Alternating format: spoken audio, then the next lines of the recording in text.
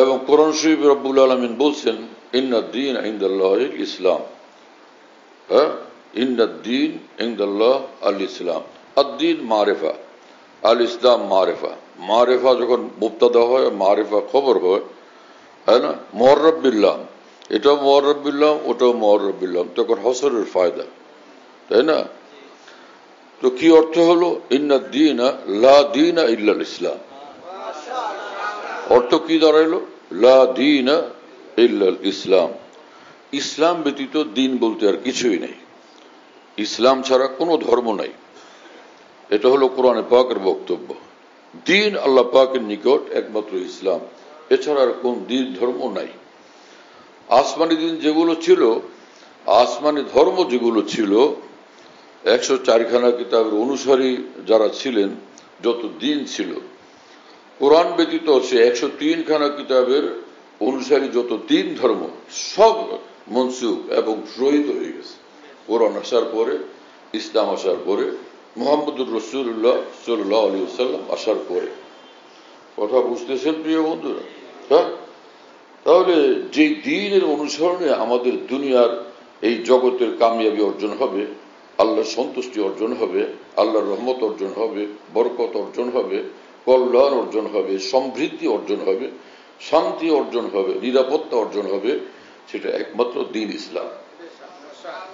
এর বাইরে কল্যাণের কোনো রাস্তা নেই, মুক্তির কোনো পথ নাই, কামিয়াবির কোনো রাস্তা নেই, সম্মানের কোনো রাস্তা নেই, সাফল্যের কোনো রাস্তা নেই। আল্লাহ পাক পবিত্র কোরআনে বলছেন ওয়ালা তাহিনু ওয়ালা তাহজানু, তোমরা মনোবল হারাবে না, কোনো টেনশন করবে না, ওয়া আনতুম লা'আলাউনা ইন কুনতুম মুমিনিন, তোমরা চির উন্নত থাকবে, চির বিজয়ী থাকবে, সবচেয়ে বড় মর্যাদাশীল থাকবে, মর্যাদার শীর্ষ আসনে থাকবে, ইন কুনতুম মুমিনিন, যদি তোমরা ঈমানওয়ালা হও, দ্বীনওয়ালা হও, দ্বীনের উপর সুপ্রতিষ্ঠিত হও। ইন কুনতুম মুমিনিনের তর্জমা কি? কোরআন সুন্নাহ যারা বুঝে শুনে পড়ছেন, অনুবাদওয়ালা হুজুরদের কথা বলছি না, অনুবাদ পড়া গবেষকদের কথা বলছি না, পণ্ডিতদের কথা বলছি না, যারা কোরআন সুন্নাহকে বিজ্ঞ ওলামায়ে দ্বীন থেকে, বিজ্ঞ ওলামায়ে দ্বীনের নিকট থেকে পড়ছেন, তাদেরকে জিজ্ঞাসা করি ইন কুনতুম মুমিনিনের অর্থ কি? যদি তোমরা খালি ঈমানওয়ালা হয়ে অর্থ, ইন কুনতুম মুমিনিনের অর্থ যদি তোমরা পূর্ণ দ্বীনের অনুসারী হও। হ্যাঁ, এখানে মুমিনিন অর্থ যদি পূর্ণ ঈমানদার হও, দ্বীনদার হও, পরিপূর্ণ দ্বীনের অনুসারী হও। তো আল্লাহ পাক জাল্লা জালালু আম্মান ওয়ালু এই আয়াতে পাকে ইসলামের কিছু অংশ ছাড় দিতে বলছেন, যে তোমরা কিছু ছাড় দিও আমার দ্বীনের ক্ষেত্রে। আল ইয়াউমা আকমালতু লাকুম দীনাকুম, কোরআন শরীফে আল্লাহ পাক পরিষ্কার ভাষায় বলেন আমি আমার দ্বীনকে আকমালতু লাকুম দীনাকুম, আজকে এই দিনে আমি তোমাদের জন্য দ্বীনকে পূর্ণাঙ্গ করে পেশ করলাম, পরিপূর্ণ দ্বীন তোমাদেরকে দান করলাম। ও আতমামতু আলাইকুম নিয়ামতি, আমার এই নেয়ামতকে আমি একদম পূর্ণ করলাম।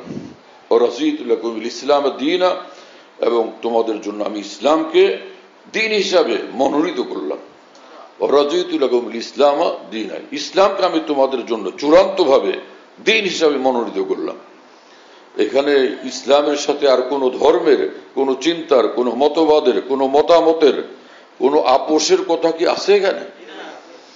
কি হলো আজকে আমাদের ইসলামপন্থী নেতৃবৃন্দের? এক একজন এমন কথা বলেন যে ইসলাম নিয়ে খেল তামাশা আপনাদেরকে কে করতে বলছে? আপনার মুসলমান হয়ে মরারও কি চিন্তা নাই? অন্য মানুষের ইসলাম হেফাজতের কি চিন্তা নাই? রাজনীতির ফিল্ডে গিয়া এত বেফিকির, এত বেশি রকমের ছাড় দেওয়ার অভ্যস্ত হয়ে গেছেন আপনারা, আর এত সীমা লঙ্ঘনমূলক ইসলামের প্রতিনিধিত্ব করার, ব্যাখ্যা করা শুরু করে দিয়েছেন। নিজে ধ্বংস হবেন, নিজের কাফের মুশরিক হবেন, নিজের চির জাহান্নামী হবেন যদি এই রাস্তা থেকে ফিরে না আসেন, যদি তওবা না করেন। আর আপনাদের এই বক্তব্যের, এই ভাষণের যারা অনুসরণ করবে, অনুসারী হবে, এরা সব জাহান্নামী হবে এবং বিলকুল কাফের মুশরিক হয়ে যাবে। কি সব কথাবার্তা! এই একই মুদ্রার দুই জিনিস, এই রোজা এবং পূজা, রোজা পূজা একই মুদ্রার এপিট ওপিট, নাউজুবিল্লাহ তাআলা মিন যালিক। কোন মুসলমানের কথা হইতে পারে এটা? কোন মুসলমানের কথা? ইসলামের প্রতিনিধিত্ব করতেছেন, আপনি এরকম চরম সীমামূলক কথা বলতেছেন। আর অত্যন্ত আশ্চর্যান্বিত হয়ে যখন আপনাদের নেতৃবৃন্দ আপনাদের লাগাম টেনে ধরে না, আপনাদেরকে থামান না, কি হলো তাদের? তারা ইসলাম কি বুঝলেন? আর থামাবেন কে? যা উপর থেকে নিচ পর্যন্ত সকলের দশা তো এক। কোরআন সুন্নাহর এলেম কারো কাছেই নেই, কারো কাছে কোরআন সুন্নাহর কোনো এলেম নেই। বই পুস্তক পড়েন, কতগুলো অনুবাদের বই পড়েন, বড় ওলামাদের নিকট থেকে তো কোনো এলেম শিখেন না। আর যারা মাওলানা সাহেব নাম দেন, কোথায় লেখাপড়া করছেন মাওলানা সাহেব? বুখারী শরীফ খুলে পড়েন দেখি ইবারত কতটুকু পড়তে পারেন। হ্যাঁ, উমদাতুল কারি, ফাতুল বারি খুলে পড়েন দেখি কতগুলো পড়তে পারেন। তাফসির রুহুল মানি, তাফসির মাজহারি, তাফসির ইবনে কাসির, তাফসির বাজাবি, তাফসির দুরুল মনসুর, যে কোনো আরবি তাফসির কিতাব খুলে আমাদের সামনে পড়ে দেখান, ব্যাখ্যা করে দেখান, দেখে আপনি কতটুকু ইলম শিখছেন, কত বড় আলেমে দ্বীন হয়েছেন। এক একজন নাম দেন যে বড় আল্লামা, বড় মাওলানা, বড় শাইখুল হাদিস, বড় মুফতি সাহেব। কি মুফতি সাহেব আপনি? আপনার ইলম কালাম আমরা দেখতে চাই। আপনি ইসলামের কতটুকু প্রতিনিধিত্ব করার যোগ্যতা সম্পন্ন মানুষ? যদি আপনি যোগ্য মানুষ হন, এইরকম সীমালঙ্ঘনমূলক কথা কিভাবে বলেন? ওখানে দুর্গোৎসব হচ্ছে, দুর্গা পূজা হচ্ছে, আর আপনাদের দলের বড় বড় নেতারা শুভেচ্ছা জানাইতেছেন। শুভেচ্ছা শব্দের অর্থ কি? শুভেচ্ছা শব্দের অর্থ যে শুভ কামনা, কারো কল্যাণ কামনা, মঙ্গল কামনা। আপনি শিরকের মঙ্গল কামনা করতেছেন, মুশরিকদের মঙ্গল কামনা করতেছেন, তাহলে আপনার ঈমান থাকলো কোথায়? যে দুর্গা পূজার মঙ্গল কামনা করবে সে বিলকুল কাফের হয়ে গেছে, সে বিলকুল কাফের হয়ে গেছে, সে বিলকুল কাফের হয়ে গেছে।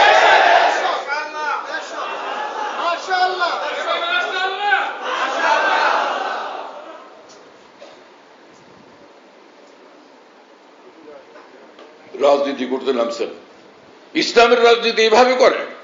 আপনার কতটুকু এলেম আছে? কয় ছোটা এলেম আছে?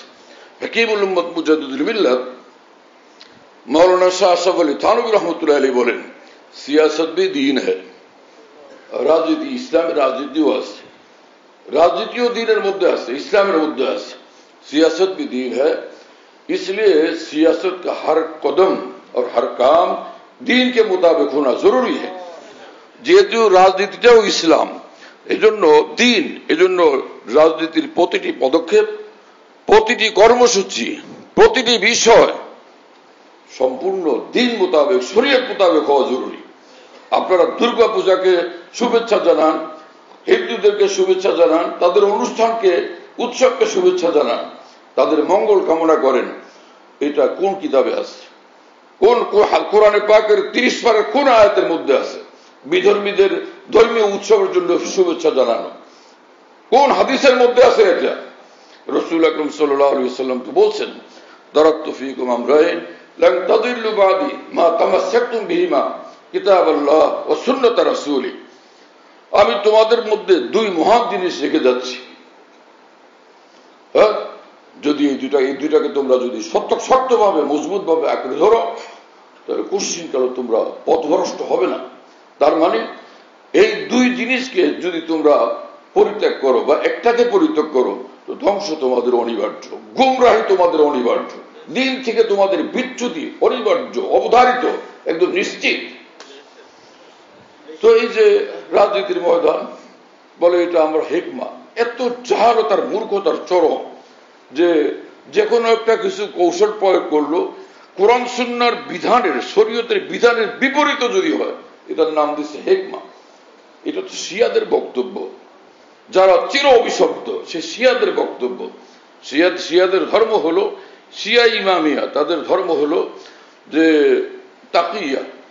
যেখানেই নিজের কোনো একটা সমস্যা, স্বার্থ বিরোধী অথবা তাদের আদর্শ বিরোধী বিষয় দ্বারা যেটার থেকে সঠিক জবাব দেওয়া মুক্তির কোনো পথ নাই, সেখানে এড়াইয়া দেওয়া, সেখানে মিথ্যা কথা বলা তাদের জন্য ফরজ, মিথ্যা বলা তাদের জন্য ফরজ। সেটা হলো তাকিয়া, নাউজুবিল্লাহ তাআলা। সে তাকিয়ারই বিপরীতে এরা নাম দিয়েছে এটার হিকমা। কথা বুঝতেছেন? হ্যাঁ, সে তাকিয়ারই নাম দিছে কি হিকমা। কোরআন শরীফে আছে আল্লাহ পাক হিকমত দান করেন লোকমানকে। আল্লাহ পাক ওয়ালাকাদ আতাইনা লুকমানাল হিকমা, লোকমানকে আমি হিকমত দান করছি, এটা হলো তাদের হিকমা। কৌশলের জায়গায়, দিনই কৌশলের জায়গায়, শরীয়ত সম্মত কৌশলের ক্ষেত্রে সে শরীয়ত বিরোধী কৌশল, অপকৌশল যাকে বলে, সেটারও নাম রাখছে তারা হিকমা। আপনারা মুসলমান, এত ভয়ঙ্কর ভাবে দিন থেকে আপনারা দূরে সরে গেছেন, তার কারণ হলো আপনারা হক্কানি উলামায়ে কেরামের কোরআন সুন্নাহর ব্যাখ্যা অনুসরণ করেন না। ওরা হক্কানি উলামায়ে কেরামের কোরআন সুন্নাহর ব্যাখ্যা পড়েনি না। আপনারা এক ভদ্রলোক, একজন ইসলামী চিন্তাবিদ, একজন গবেষক এবং পত্রিকার সম্পাদককে নিয়ে আপনারা সন্তুষ্ট। আপনাদের পরিণতি কি হয় কাল কিয়ামতে আপনারা দেখতে পাবেন।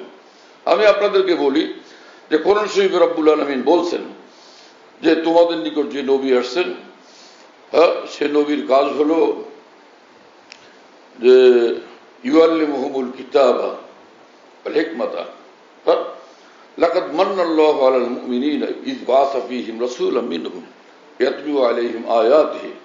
নবী পাঠাইছি, সে নবীর কাজ, নবী যে কাজ করেন সে কাজগুলো হচ্ছে যে পবিত্র কোরআনের আয়াতগুলো তিনি তেলাওয়াত করে শোনান।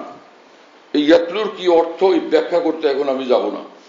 ইয়াতলু আলাইহিম আয়াতিহি ওয়া ইউযাক্কিহিম, এবং তিনি তাদেরকে পবিত্র করেন, তাদের অন্তর এবং জীবনকে পবিত্র করেন।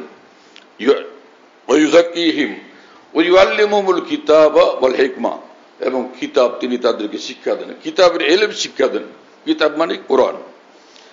ওয়াল হিকমা, এবং রাসূল হিকমা শিক্ষা দেন, তার মানে যে কৌশল অপকৌশল সব শিক্ষা দেন, এই অর্থ।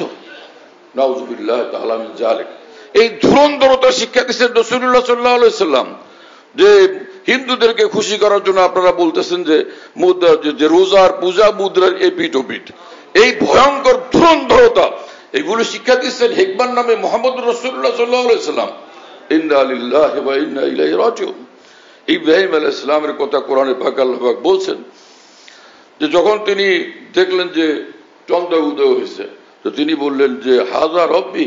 এই রব্বি মানে আহাযা রব্বি, এটা কি আমার রব? এই অর্থ প্রশ্নবোধক। এখানে হাযা রব্বি, এটা প্রশ্নবোধক। অথবা যে ওদের সামনে এটাকে কৌশলে এইভাবে উপস্থাপন করছেন যে হাযা রব্বি, আমার রব, কিন্তু এটা তিনি নিজের দিন হিসাবে পেশ করেন নাই, ওদের পরীক্ষার জন্য এই কথা বলছেন হাযা রব্বি, যে আমার রব। সে এই যে চাঁদ ডুবে গেল, তো তিনি বললেন যে এই আসে আবার ডুবে, এ তো রব হইতে পারে না। যে যখন ডুবে যায় তখন সমগ্র পৃথিবীকে এবং সবকিছুকে নিয়ন্ত্রণ করবে কে, সামলাবে কে, গুছাবে কে, এই শৃঙ্খলা রক্ষা করবে কে? এই আছে, এই নেই, শেষ হয়ে গেল।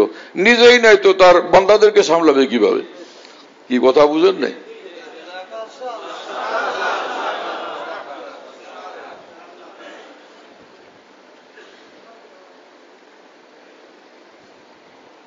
আবার যখন সে সূর্য ডুবে গেল, সূর্য উদয় হলো, বললেন যে হাযা রব্বি, এই আমার রব এই সূর্য। বাহ্যিক ভাবে মনে হয় যে তিনি নিজেই বলতেছেন হাযা রব্বি, আমার রব, কিন্তু আসলে হলো ওদেরকে পরীক্ষা ফেলার উদ্দেশ্যে, যে পরে রেজাল্ট যখন শেষে আসবে তখন সেটা দিয়ে তাদেরকে ধরবেন। হাযা রব্বি, সূর্য এত বড় মাখলুক, তো এত বড় সৃষ্টি, এটা এ আমার রব। তো সূর্য যখন ডুবে গেল তিনি বললেন যে আরে ইন্নী লা উহিব্বুল আফিলিন, আশা এই উদয় হয় আবার ডুবে, আমি কোনোভাবে তাদেরকে গ্রহণ করব না। এবং তিনি বললেন যে আমি তো এক আল্লাহর দিকে ছুটবো, এক আল্লাহকে মানবো, এই সবকিছু জিনিস, সবকিছুর যিনি মহান স্রষ্টা। কথা বুঝতেছেন প্রিয় বন্ধুরা? তো হযরত ইব্রাহিম আলাইহিস সালাম এটা কি অপকৌশল গ্রহণ করছিলেন? এটা তো তার হিকমা অবলম্বন করছিলেন। দিন সমৃদ্ধ শরীয়ত সম্মত যেটা কৌশল, সেটা সে অপকৌশলকে কিভাবে, যখন কোনো কাফের মুশরিকের সামনে বলা হয় যে রোজা এবং পূজা দুইটা একই মুদ্রার এপিঠ ওপিঠ, এর দ্বারা হকের কোনো সন্ধান তার কাছে পৌঁছলো? ইসলামের কোনো আলো তার কাছে পৌঁছলো? সত্যের দিকে টানার জন্য এটা কোনো মাত্রাতেই কি এর ভিতরে কোনো সহায়তা হলো, সহায়ক হলো সেটা? তাহলে এটাকে কৌশল বলা কিভাবে যায়? সম্পূর্ণ চূড়ান্ত ভাবে সেটা অপকৌশল। এদের মধ্যে দিনের কোনো অংশ নাই, ইসলামের কোনো অংশ নাই। আপনি ইসলামের প্রতিনিধিত্ব করলে কিভাবে ভাবতে পারতেছেন? এবং একই ভদ্রলোক তিনি বলতেছেন যে আমরা নাম রাখি মুহাম্মদ, আমরা নাম রাখি ঈসা এবং মূসা, যেমন আপনারা নাম রাখেন কৃষ্ণ, বিষ্ণু। কেন? কারণ ওনারা সব ন্যায়পরায়ণ মানুষ, ভালো। ওনারা সব ন্যায়পরায়ণ মানুষ এবং ভালো। আমরা নাম রাখি মোহাম্মদ, ঈসা, মূসা, আপনারা নাম রাখেন সে কৃষ্ণ এবং বিষ্ণু ইত্যাদি। নবীদেরকে এবং সে মুশরিকদেরকে, কাফেরদের প্রতিমা সমূহকে, হ্যাঁ না, তাদের উপাস্য সমূহকে একদম সমান কাতারে নিয়ে আসছেন। এটা ইসলামের শিক্ষা, এটা ইসলামের শিক্ষা। আমি আপনাকে বলি, আপনি যে কোরআন শরীফ আর বুখারী শরীফ দুইটা যদি এক জায়গায় রাখা হয়, কোরআন শরীফ আর বুখারী শরীফ, তো বুখারী শরীফ কোরআন শরীফের উপরে বুখারী শরীফকে রাখা যাবে? কোরআন শরীফের উপর রাখবেন না বুখারী শরীফকে উপর রাখবেন? কোরআন শরীফকে উপর রাখবেন, বুখারী শরীফকে নিচে। তো আপনি তো সে শিরক আর ইসলামকে, শিরককে, কুফরকে এবং ইসলামকে একদম বরাবর কাতারে নিয়ে আসছেন। হ্যাঁ, ইব্রাহিম খলিলুল্লাহ, মূসা আলাইহিস সালাম, ঈসা আলাইহিস সালাম, মুহাম্মদ সাল্লাল্লাহু আলাইহি সাল্লামকে আর কাফের মুশরিকদের নেতাদেরকে, কাফের মুশরিকদের উপাস্যদেরকে এক সমান কাতারে নিয়ে আসছেন। এটাই কি ইসলাম শিক্ষা দেয়? কোন কিতাবে ইসলাম শিখছেন আপনি? কোন জায়গাতে ইসলাম শিখছেন? আপনারা তো ইসলামকে সম্পূর্ণ ধ্বংস করে দিতেছেন। আপনারা তো ইসলামকে একদম নিশ্চিহ্ন করে দেওয়ার উদ্যোগ নিচ্ছেন। এতকাল বলে আসছেন আপনারা দিন জিন্দা করবেন, আকিমুদ্দিন। আকিমুদ্দিনের অর্থও তো বুঝেন না। একামতে দিন বলতে আপনারা মনে করেন ইসলামী রাজনীতি আর ইসলামী হুকুমত, এটা তো সঠিক না। একামতে দিন মানে একামতে সলাত, নামাজ পূর্ণাঙ্গ ভাবে কায়েম করা। একামতে দিন মানে দিন যে মানুষের জীবনে, সমগ্র মানবের জীবনে দিনকে পূর্ণাঙ্গ ভাবে কায়েম করা। এটা কোন দিন কায়েম করলেন যে সে আপনার পূজার রোজাকে সমান করে ফেললেন? এটা দিন কায়েম করলেন? লিইয়ুযহিরাহু আলা দীনি কুল্লি। কোরআন শরীফে আল্লাহ পাক জাল্লা জালালুহু ওয়া মানওয়ালু বলছেন, আমি যে নবী পাঠাইছি তার কাজ হলো যে এই নবী তিনি আল্লাহর দ্বীনকে সমস্ত দ্বীনের উপর জয় করে পেশ করবেন। আপনি দ্বীনকে জয় করলেন কোথায়? দ্বীনকে তো জবাই করে দিলেন। আপনি দ্বীনকে জয় করলেন না জবাই করলেন? এই আয়াতে পাকে লিইয়ুযহিরাহু আলা দীনি কুল্লি, সমস্ত ধর্মের উপরে দ্বীন ইসলামকে তিনি জয় করবেন এবং প্রতিষ্ঠিত করে দেখাবেন, সবচেয়ে তার উচ্চতায় পৌঁছায় দেখাবেন। এই আয়াতের শিক্ষা তৈরি। আপনি তো সেখানে ভিন্ন, যদি আপনি জবাই না করেন কমপক্ষে দুটাকে সমান করে ফেলছেন। যদি বলা হয় আপনি জবাই করেন নাই, তো আপনি জয় করলেন কোথায়? ইসলামকে সব ধর্মের উপর জয় করতে হবে। আপনি যখন বললেন পূজা আর রোজা দুইটা একই মুদ্রার এই পিঠোপিঠ, তো এখানে দিনকে ঊর্ধ্বে উঠানো হলো, ইসলামকে ঊর্ধ্বে উঠানো হলো না, দুইটাকে সমান করা হলো। আল্লাহ পাক এই আয়াতে এই কথা বলছেন, লিইয়ুযহিরাহু আলা দীনি কুল্লি, যে তিনি যে ইসলামকে, দিন ইসলামকে সবকিছুর ঊর্ধ্বে তুলে ধরবেন, সব ধর্মের ঊর্ধ্বে তুলে ধরবেন। আপনি তো দুটাকে সমান করে ফেললেন। আপনারা কিসের ইসলামের প্রতিনিধিত্ব করেন?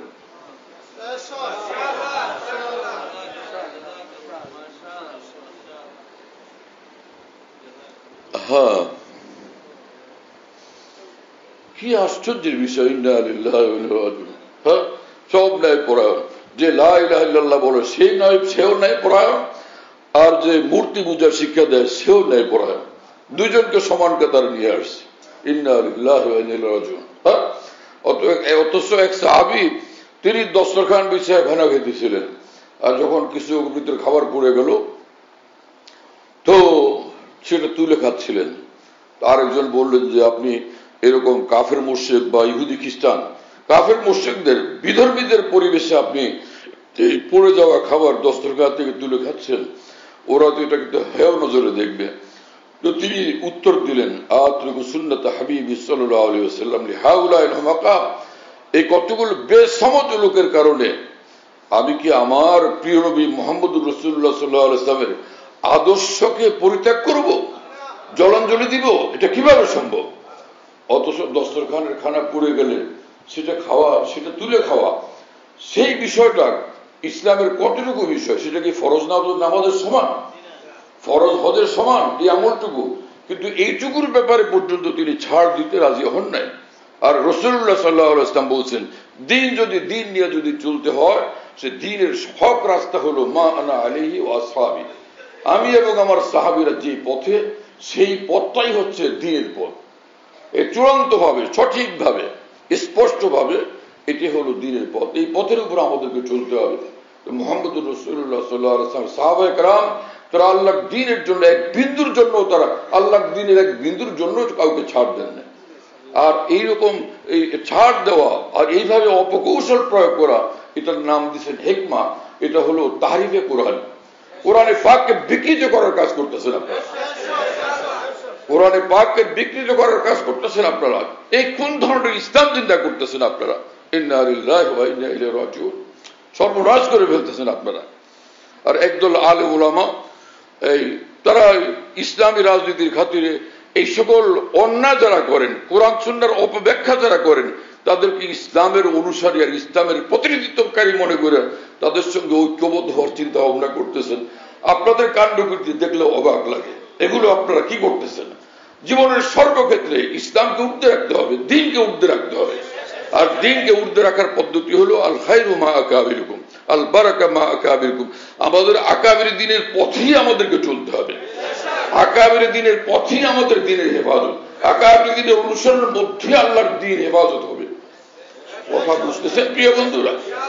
সামান্য এলেম কালাম, সামান্য বুঝ, সামান্য জ্ঞান, সামান্য ইসলামের জন্য ত্যাগ স্বীকারের মন মানসিকতা তৈরি হওয়ার কারণে নিজেদেরকে পুরানো আকাবের দিনের চেয়ে ঊর্ধ্বে মনে করা, এটা আমাদের জন্য ধ্বংসের পথ, আমাদের জন্য ধ্বংসাত্মক রাস্তা। এটা কোনোভাবে এটা করা যাবে না।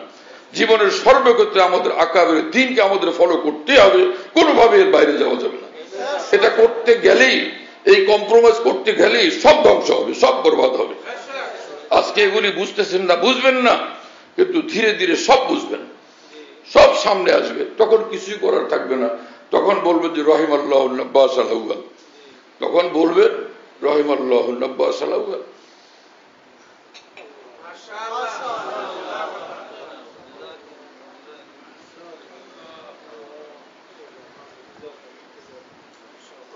আল্লাহর দ্বীন, আল্লাহর কোরআন সম্পর্কে কিছুই বুঝে না। এদেরকে এক একজন কোরআন শরীফ পড়ে আসতো একদমই গলত। বিশাল বড় ইসলামের মহান নেতা হয়ে বসে আছেন, কোরআন শরীফটা পড়তে, সূরা ফাতিহাও পড়তে জানেন না, কুল আল্লাহ শরীফও পড়তে জানেন না।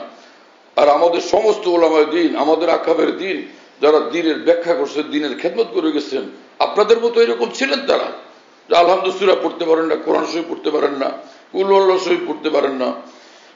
জাল হক ওয়া যাকাল বাতিল ইন্নাল বাতিলা কানা যাহুকা। কোরআনের এই যুগ ছোট্ট আয়াত পর্যন্ত পড়ার ক্ষেত্রে 100 ভাগের বেশি অযোগ্য, 100 ভাগের চেয়েও বেশি অযোগ্য, ভয়ঙ্কর ভাবে। এইরকম মানুষ ইসলামের নেতা, ইসলামের প্রতিনিধিত্বকারী আপনারা। ইন্না লিল্লাহি ওয়া ইন্না ইলাইহি রাজিউন।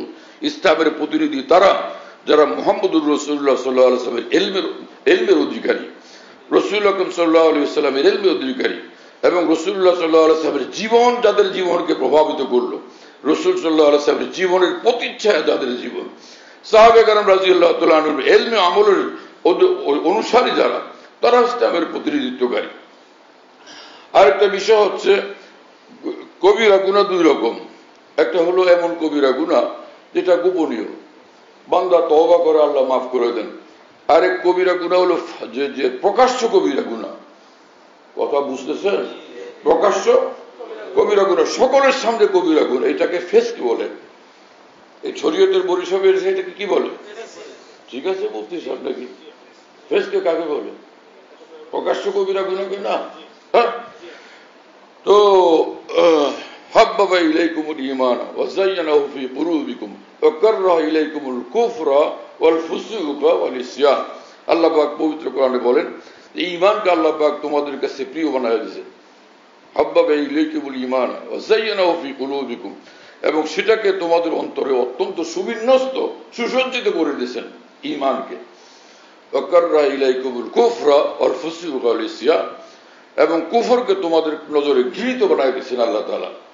সাহাবাদেরকে বলছেন এই কথা, কি কথা রব্বুল আলামিনের, কাররাহা ইলাইকুমুল কুফরা, তোমাদের অন্তরে কুফরকে ঘৃণিত বানায় দিয়েছেন। ওয়াল ফুসুক, এবং প্রকাশ্য কবিরা গুনাহ, প্রকাশ্য পাপ, সেটাকে আল্লাহ পাক ঘৃণিত বানায় দিয়েছেন। ওয়াল ইসয়ান, এবং সব ধরনের পাপাচারকে ঘৃণিত বানায় দিয়েছেন। এই আয়াতে পাক রব্বুল আলামিন সাহাবীদেরকে বিস্ময়কর প্রশংসা করছেন যে কুফর তোমাদের কাছে ঘৃণিত, এবং সে প্রকাশ্য গুনাহ সেটাও তোমাদের কাছে ঘৃণিত এবং সর্বরকমের পাপাচার তোমাদের কাছে ঘৃণিত। সুবহানাল্লাহ ওয়া বিহামদিহি। সাহাবায়ে কেরামকে সত্যের মাপকাঠি মানতে আপনাদের অনেক কষ্ট হয়ে যায়। কোরআন হাদিস কিছু বুঝলে তো আপনাদের এই কষ্টটা হওয়ার কথা ছিল না। সাহাবাদের মর্যাদা নির্ধারণের জন্য সাহাবারা যে আল্লাহর দ্বীনের ক্ষেত্রে মাপকাঠি এবং গ্রহণযোগ্য, সেটার জন্য তো আমি তো সারা পৃথিবীকে চ্যালেঞ্জ করে বলি, এর জন্য আমরা কোরআন হাদিস থেকে, কোরআন শরীফ থেকে শুধু পেশ করব, হাদিস শরীফের কোনো দরকারই হবে না ইনশাআল্লাহ তাআলা। আমি সারা পৃথিবীকে চ্যালেঞ্জ করে বলি, সাহাবাদের সর্বোচ্চ মর্যাদা এবং মেয়ারে হক হওয়াটাকে ইনশাআল্লাহ আমি কসম করে বলি, আমি কোরআনের পাক থেকে প্রমাণ করবো ইনশাআল্লাহ তাআলা। যারা আপনারা সাহাবায়ে কেরামকে মেয়ারে হক বলে মানেন না, আমার সঙ্গে বসেন, আমি আপনাদের সঙ্গে দলিল প্রমাণ দিয়ে কোরআন থেকে কথা বলার জন্য সবসময় প্রস্তুত আছি। কোন একটা হাদিস উল্লেখ করতে হবে না আমাদের ইনশাআল্লাহ তাআলা। বসেন, কারো হিম্মত থাকলে এলেম কালাম নিয়ে বসেন, বসবো আপনাদের সঙ্গে।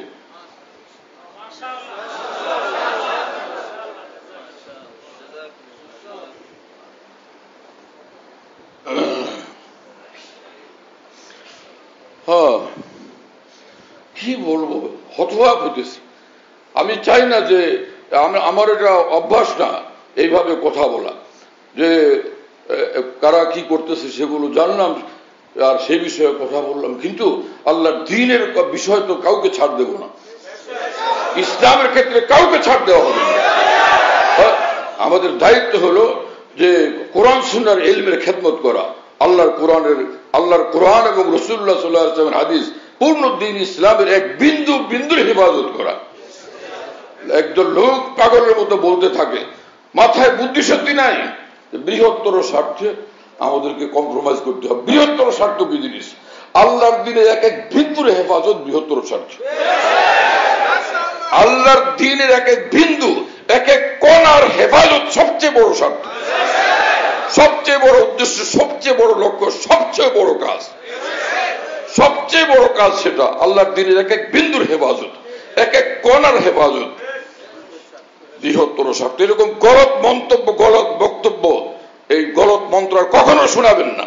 বৃহত্তর স্বার্থ কি জিনিস? সবচেয়ে বড় স্বার্থ আল্লাহর দ্বীন নিয়ে চলা, আল্লাহর দ্বীন হেফাজত করা এবং পূর্ণ দ্বীনকে হেফাজত করা, দ্বীনের এক বিন্দুকে হেফাজত করা। কোরআন সুন্নাহ পড়বেন না, নাম দিবেন মুফতি শাহ হুজুর, শাইখুল হাদিস শাহ হুজুর, মুহাদ্দিস শাহ হুজুর। হ্যাঁ, কি জিনিস এটা?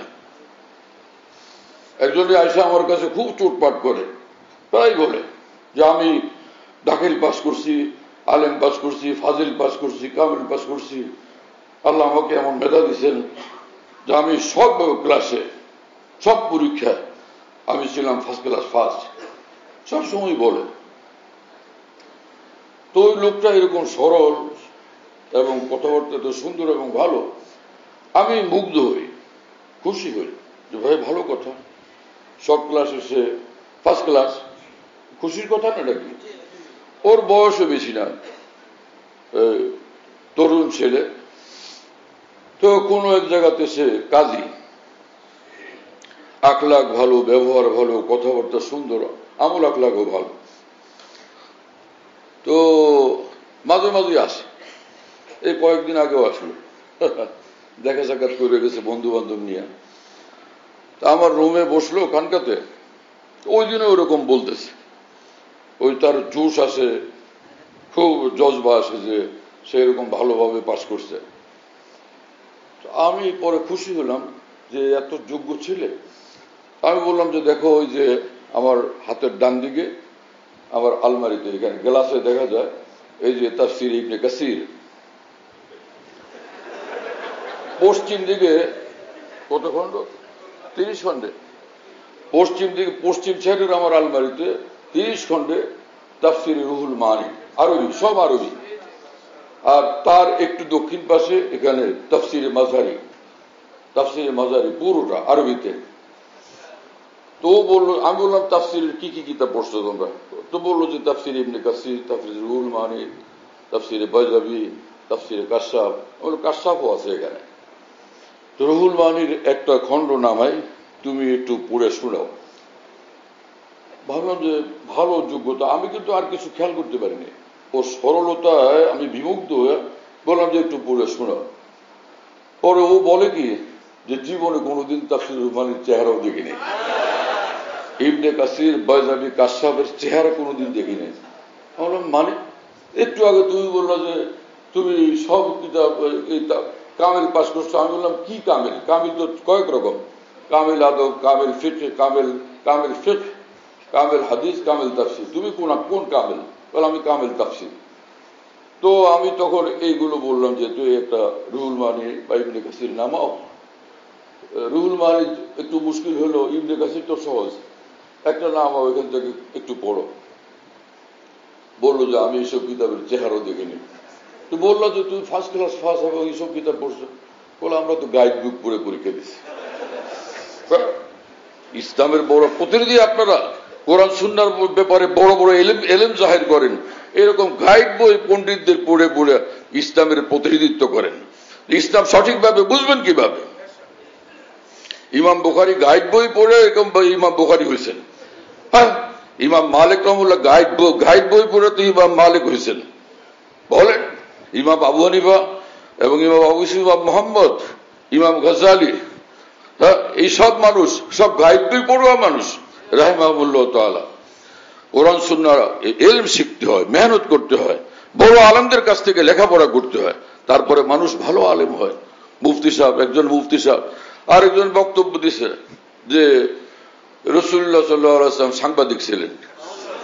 সব আপনাদের নেতা, আপনাদের পছন্দের নেতা সব। রাসূলুল্লাহ সাল্লাল্লাহু আলাইহি ওয়াসাল্লাম সাংবাদিক ছিলেন। আপনাদের এক পছন্দের নেতা রাসূলুল্লাহ সাল্লাল্লাহু আলাইহি ওয়াসাল্লামকে রাখাল বলছেন, ছাগলের রাখাল। কথা শুনতেছেন আপনারা? আদব তমিজ বলতে কোনো কিছু আছে? আর এই ভদ্রলোক বলছেন রাসূলুল্লাহ সাল্লাল্লাহু আলাইহি ওয়াসাল্লাম সাংবাদিক ছিলেন। কি বললাম তার লেখা, এটা যদি তারই বক্তব্য হয়, বক্তব্য পত্রিকা যেটা আসছে যে সারা বিশ্বের সব সংবাদ তিনি একত্র করছেন, এই সাংবাদিক ছিলেন। অতএব আপনারা যারা সাংবাদিক, সাংবাদিকদের সঙ্গে কথা বলতেছেন, আপনারা যারা সাংবাদিক, তা আপনারা এরকম কি জানি বলছেন যে আপনারা মুক্তি পাবেন, আপনাদের বড় মর্যাদা হবে, আপনারা খুব কামিয়াব হবেন। কারণ আল্লাহর নবী সাংবাদিক আর আপনারাও সাংবাদিক। হ্যাঁ, নাউজুবিল্লাহ তাআলা মিন যালিক। এত ভয়ঙ্কর জাহেল সে আলেমে দ্বীন, ইসলামের প্রতিনিধিত্বকারী, এত জঘন্য জাহেল যে মুহাম্মদুর রাসূলুল্লাহ সাল্লাল্লাহু আলাইহি ওয়াসাল্লাম একজন সাংবাদিক বলে একজনে, আরেকজনে বলে একজন রাখাল। কথা বুঝতেছেন আপনারা?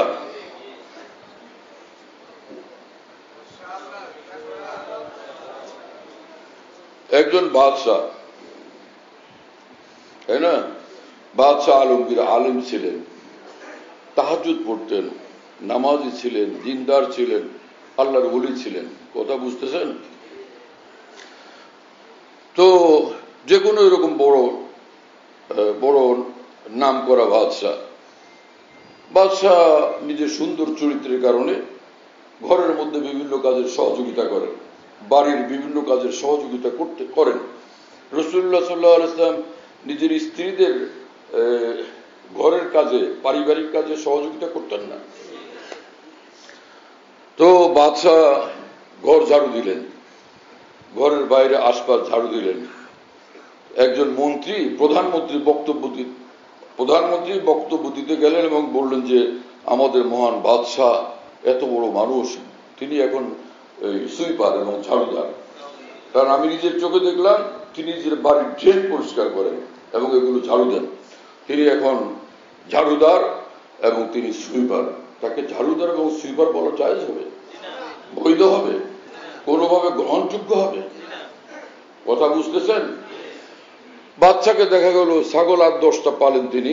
বাচ্চা সেগুলোকে কিছুক্ষণ বিকালবেলায় একটু সেগুলো নিয়ে ঘুরেন, ঘাস টাস খাওয়ার। আমাদের বাচ্চা এখন রাখাল হয়ে গেছেন, বলবে কেউ? এটা বাচ্চা মানবেন? এটাকে সহ্য করবেন? ঝাড়ু দিচ্ছেন সেজন্য তিনি ঝাড়ুদার, বাড়িটা পরিষ্কার করছেন সেজন্য তিনি সুইপার, ড্রেন পরিষ্কার করছেন নিজের বাড়ি, সেজন্য তাকে বলা হবে সুইপার। বাদশাহ নিজের বাড়িতে ভালো রান্না বান্না করছেন, এখন তা প্রধানমন্ত্রী ভাষণ দিলেন, আমাদের মহান বাদশাহ এখন বর্তমানে বাবুর্চি। এরকম কোন মানুষ এটাকে সহ্য করবে? আকল থাকা দরকার, জ্ঞান থাকা দরকার। এক মন এলেম বা 10 মন আকল বায়াত। যদি 100 এলেম থাকে, 10 আকল থাকা চাই, জ্ঞান বুদ্ধি থাকা চাই, সেটাকে বহন করার জন্য, ধারণ করার জন্য, সেটাকে প্রচার করার জন্য, সমাজে তুলে ধরার জন্য। 1 মন এলেম হলে 10 মন তার আকল জরুরি। আকল জ্ঞান তো কিচ্ছু নাই, যা মন চায় তাই বলতে থাকে এই মানুষগুলো। কি জঘন্য গুস্তাখি আর বেয়াদবি, কত বড় চরম সীমালঙ্ঘনকারী। একজন সাংবাদিক রাসূলুল্লাহ সাল্লাল্লাহু আলাইহি ওয়াসাল্লাম সাংবাদিক বানাইছে। জাহালতের মূর্খতার কোন সীমা আছে নালায়েকদের? কি আশ্চর্য! অথচ আপনারা উপরে যারা দায়িত্বশীল নেতৃবৃন্দ, আপনারা এগুলোর ব্যাপারে কথা বলেন, এগুলোকে সামলান না। ইসলাম জিন্দা করতেছে, কিসের ইসলাম জিন্দা করতেছে? আপনারা ইসলামকে সম্পূর্ণ ধ্বংস করে দিতেছেন, সবগুলো ধ্বংস করে দিতেছেন। নবীর প্রতি আদব, শ্রদ্ধা, সম্মান পর্যন্ত যখন ভুলুণ্ঠিত করতেছেন, ইসলাম থাকবে কোথায়? নবীর সম্মান যখন রক্ষা হচ্ছে না।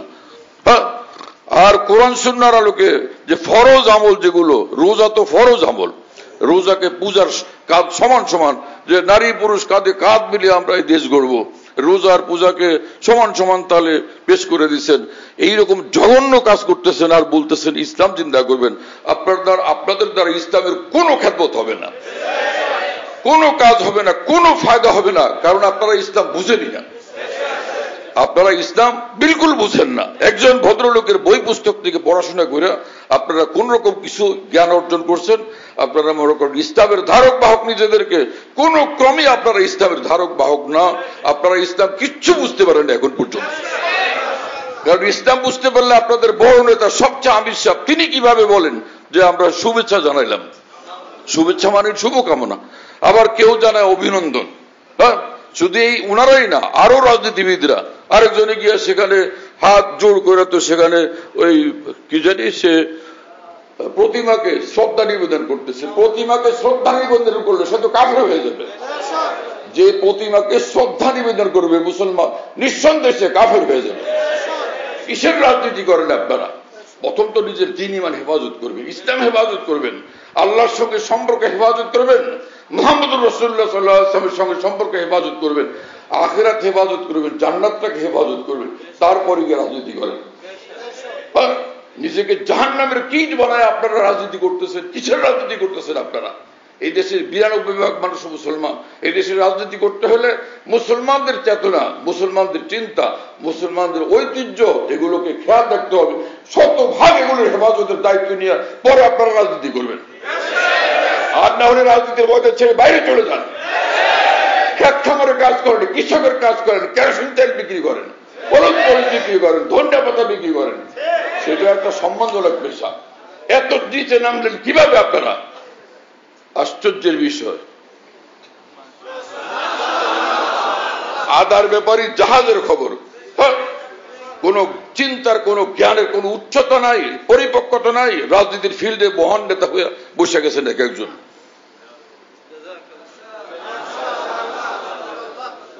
রাজনীতি করা কোনো ফরজ আপনাদের জন্য? এই দেশ আমাদের, আল্লাহ এই দেশকে হেফাজত করবেন। যে সকল ফেরাউন এবং জালেমরা এখানে আসবে, আল্লাহ ওদেরকে ধ্বংস করে দিবেন, খতম করে দিবেন।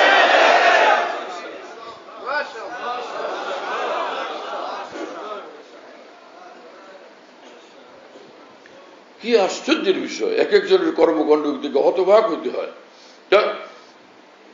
বাদশা কিছুক্ষণ গিয়ে ছাগল চড়াইছেন, বা 10 দিন 20 দিন অথবা প্রতিদিন, তাই বলে আমাদের মহান বাদশা তিনি একজন সম্মানিত রাখাল ছিলেন, ছাগল চড়াইতেন। কোন কারো দ্বারা একটা কর্ম সংগঠিত হলে সেই বিশেষণে তাকে ডাকা, অভিহিত করা, এটা কিভাবে সঠিক? যেমন আমি আর একটা উদাহরণ দিই। একটা বিল্ডিং করলেন, কে করলেন ভাই? ইনি কাজ বলে আমাদের civil engineer Akhtar, civil engineer. নকশা বানাইছেন কে? আমাদের আর্কিটেক্ট মুবাশশির। আর এরা সব বুয়েটের। ওহো, বুয়েট তো খুব নাম করা প্রতিষ্ঠান, ঠিক আছে ভাই। আচ্ছা, তো এত বড় বিল্ডিং বানাইছে, তো একজন আর্কিটেক্ট নকশাকারী পাওয়া গেল। আর একজন হলো সে সিভিল ইঞ্জিনিয়ার। তাহলে বিশাল বড় আসমান বানাইলেন যিনি, তিনি কত বড় সিভিল ইঞ্জিনিয়ার, এবং এক বিশাল আসমানের যিনি নকশা করলেন তিনি কত বড় আর্কিটেক্ট। আল্লাহকে সিভিল ইঞ্জিনিয়ার বলা যাবে? আল্লাহকে আর্কিটেক্ট বলা যাবে? যে বলবে সে পাক্কা জাহেল কিনা। এই পার্থক্য, এই আকলে জ্ঞান যে ব্যক্তির নাই, সে ইসলামের খেদমত করবে করবে। সমাজের নেতৃত্ব সে কিভাবে দিবে? রাষ্ট্রের নেতৃত্ব সে কোথেকে দিবে? যোগ্যতা লাগে, জ্ঞান লাগে, মেধা লাগে, বুঝ লাগে, সামাজিক জ্ঞানে উচ্চতা লাগে, আন্তর্জাতিক জ্ঞানে উচ্চতা লাগে, পরিপক্কতা লাগে। তখন মানুষ সমাজের নেতৃত্ব দিতে পারে, রাষ্ট্রের নেতৃত্ব দিতে পারে, কোন দেশের নেতৃত্ব দিতে পারে। গিয়েই বক্তৃতা করতে পারলে একজন নেতা হয়ে যায়। আফসোসের কথা। আল্লাহ জাহেদদেরকে হেদায়েত করে, এই নালায়েকদেরকে তওবা করার তৌফিক দান করে।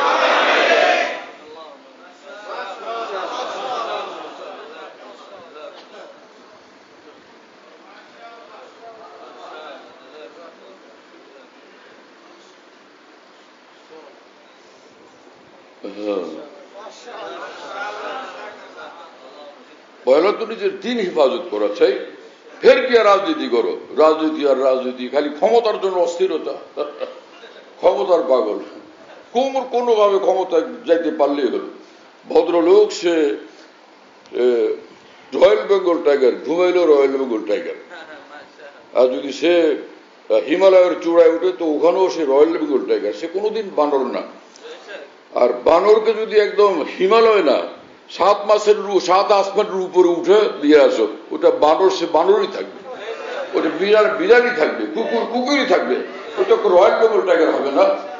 আগে হওয়া দরকার মানুষ, আগে হওয়া দরকার সৎ মানুষ, ভালো মানুষ, জ্ঞানী মানুষ।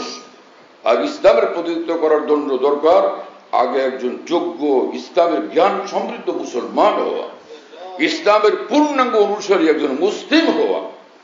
কথা বুঝতেছেন? মধ্যখানে বলতেছিলাম যে কবিরা গুনাহ, একটা হলো অপ্রকাশ্য গুনাহ, তওবা করলো, মাফ চাইলো, আল্লাহ মাফ করে দিবেন। কারণ রাসূলুল্লাহ সাল্লাল্লাহু আলাইহি ওয়াসাল্লাম বলছেন, আত-তাইবু মিনাজ যামবি কামান লা যামবা লা, যে হাজারো গুনাহ করলো, তওবা করলো, সে একদম বেগুনাহ বান্দার মর্যাদা আল্লাহ তাকে দিয়ে দেন। ঠিক আছে না? এখন এক লোক কত হাজারো গুনাহ করছে কেউ জানে না, যা আরো এক লোক সে হাজার হাজার গুনাহ করছে, কিন্তু আমাদের কাছে কোনো প্রমাণ নেই। ইসলামী আদালতে এই দুজন গুনাহগার মানুষ উপস্থিত যখন হবে, কোন একটা কেসের ব্যাপারে দুজন সাক্ষী, তাদের সাক্ষ্য ইসলামী আদালতে গ্রহণযোগ্য না অগ্রহণযোগ্য? কি বলতে চান? গ্রহণযোগ্য না অগ্রহণযোগ্য? কারণ তাদের গুনাহের সাক্ষী কেউ নেই, তাদের গুনাহের সাক্ষী কেউ নেই। আমি এই বর্তমান বিশ্বের আইন কানুন নিয়ে কথা বলতেছি না, ইসলামের আইন নিয়ে কথা বলতেছি। কিন্তু দুইজন মুসলমান, পাক্কা নামাজি, দিনদার, হজ করছেন অন্তত 70-80 বার, আর সকাল থেকে সন্ধ্যা পর্যন্ত এক এক দিনে 8-10 পারা কোরআন শরীফ তেলাওয়াত করেন, অনেক নফল নামাজ পড়েন, এশা কাওয়াবিন চার্জ পড়েন, তাহাজ্জুদ একদিনও বাদ যায় না। প্রকাশ্যে দাড়ি মুন্ডান, প্রকাশ্যে দাড়ি মুন্ডান, অথবা দাড়ি 1 মুঠ না, 1 মুঠ থেকে কম, দাড়ি কেটে 1 মুঠের কম বানায় ফেলেন। তো এইরকম লোক যারা শরীয়তে তাদেরকে প্রকাশ্যে কবিরা গুনাহগারী, 4 মযহাবে হাদিস শরীফের আলোকে 4 মযহাবের ফয়সালা যে 1 মুঠের কম দাড়ি কাটা, দাড়ি কেটে 1 মুঠ থেকে কম বানানো গুনাহে কবিরা, এবং গুনাহে কবিরা যে প্রকাশ্যে করে সে ফাসিক। তাকে কি বলে? ফাসিক। ইসলামী আদালতে ফাসিকের সাক্ষ্য গ্রহণযোগ্য? ইসলামী আদালতে কোনো ফাসিকের সাহায্য গ্রহণযোগ্য হয় না। যারা ইসলামের দল করেন, ইসলামের প্রতিনিধিত্বকারী দল করেন, আর দলে দলে সব নেতৃবৃন্দ দাড়ি মুন্ডানো, 2-4-5 জন ছাড়া। তো এই সব মানুষ তো ইসলামী আদালতে আপনাদের সাক্ষ্যই গ্রহণযোগ্য না। ইসলামের নেতৃত্ব দিবেন কেমনে? ইসলামের প্রতিনিধিত্ব করবেন কিভাবে আপনারা? এত বেশি নিচে নামতে পারলো এই লোকগুলো কিভাবে জানি না। আমাদের দেশে একজন আলেম ছিলেন, মাওলানা দেলওয়ার হোসেন সাঈদী। তাই না? তিনিও তো সারা জীবন এই সকল দলের সঙ্গে যুক্ত ছিলেন বলে আমরা জানি। সারা জীবন ইসলামের কথা বলছেন।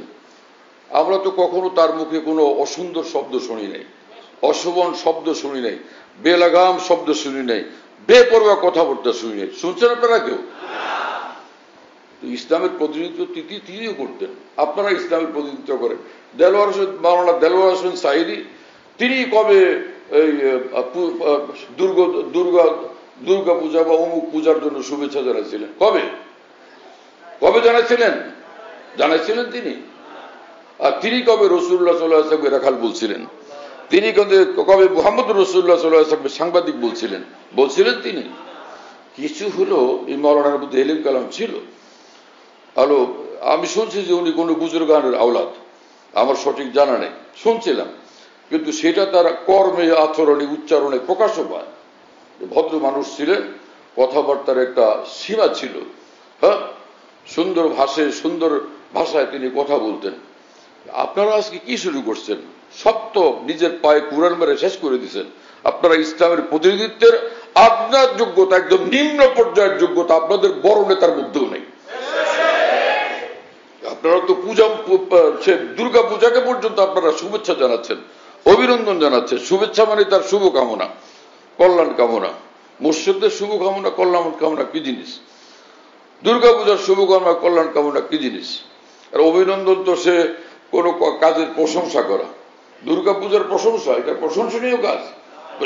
প্রশংসনীয় কাজ তো ইসলাম, প্রশংসনীয় কাজ তো তেলাওয়াত।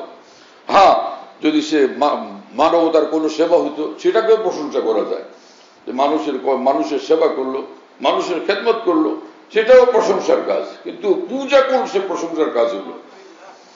আর যারা এই সকল পাগলামি করেন যে ধর্ম যার যার এবং উৎসব সবার, এটা শুধুই পাগলামি, একদম মূর্খতাপূর্ণ একটা কথা।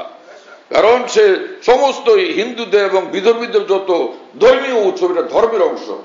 সেই উৎসবের মধ্যে অংশগ্রহণ মানে তাদের ধর্মের বিষয়ে অংশগ্রহণ, তাদের ধর্মীয় অনুষ্ঠানের অংশগ্রহণ, তার ধর্মীয় উপাসনার অংশগ্রহণ। এটা তো সম্পূর্ণ হারাম এবং শিরকি কাজ, সম্পূর্ণ শিরকি কাজ, কোনোভাবেই বৈধ না। এজন্য আমি দীর্ঘদিন থেকে বলি যে আমাদের মুসলিম রাষ্ট্রের জন্য দরকার যে একজন থাকবে ধর্মমন্ত্রী মুসলিম, আর একজন কমপক্ষে একজন বা দুইজন ধর্ম প্রতিমন্ত্রী থাকবে অমুসলিম। কোন মুসলিম ধর্মমন্ত্রী কোন দুর্গা পূজা যাবেন না। আপনারা যারা রাষ্ট্রীয় মুসলিম নেতৃবৃন্দ, রাষ্ট্রীয় দায়িত্বশীল বিভিন্ন স্তরের মন্ত্রী ইত্যাদি, আপনারা কেন সেই হিন্দুদের দুর্গা পূজায় যান, বৌদ্ধদের পূজায় যান, বিধর্মীদের পূজায় যান, বিধর্মীদের উৎসবে যান? কেন, কিসের জন্য যান? আপনারা একটা বক্তব্য দিয়ে দেন। আপনাদের জন্য নাগরিক হিসাবে আপনাদের এই দেশের সম্মান মর্যাদা আমরা রক্ষা করব, আপনাদের নিরাপত্তা 100% দেব, এবং যার যার ধর্ম পালনের 100% অধিকার স্বীকৃত এই দেশে। এটা তো আপনার গণতন্ত্রের স্বীকৃত, ইসলামে তার আগে স্বীকৃত। যার যার ধর্ম সে নির্বিঘ্নে পালন করবে, কেউ কাউকে বাধা দেবে না, যারা এই দেশের একটা মুসলিম দেশের নাগরিক হয়ে থাকবে। এটার জন্য কি জানি ওটার নাম কি বলে,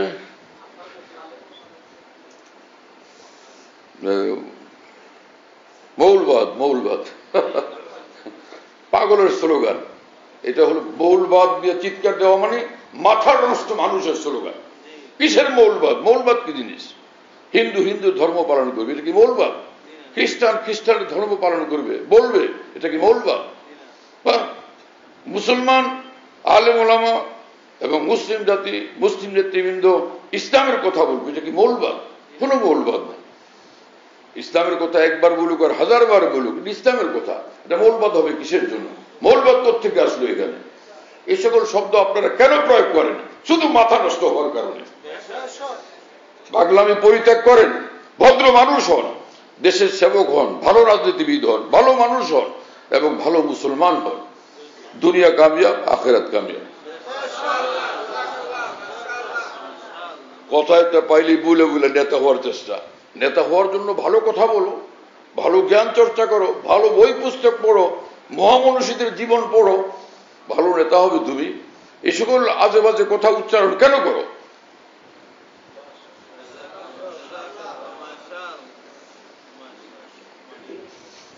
আল্লাহ তাআলা আমাদেরকে বুঝ দান করে।